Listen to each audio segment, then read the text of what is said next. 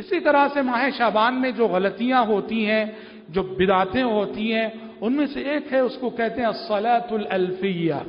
کیا ہے یہ نماز؟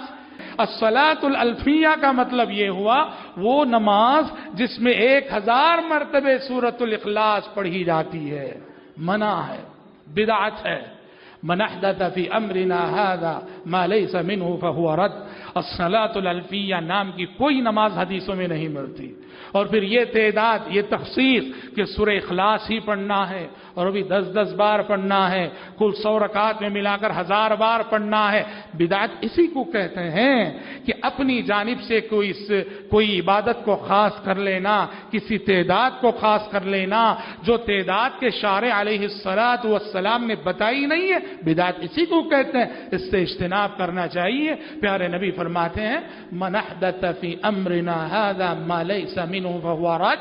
جو ہمارے اس دین میں، ہماری شریعت میں ایسی باتیں ایجاد کرے جو اس دین میں سے نہیں ہے، وہ بات بھی مردود ہے اور وہ ایجاد کرنے والا شخص بھی مردود ہے۔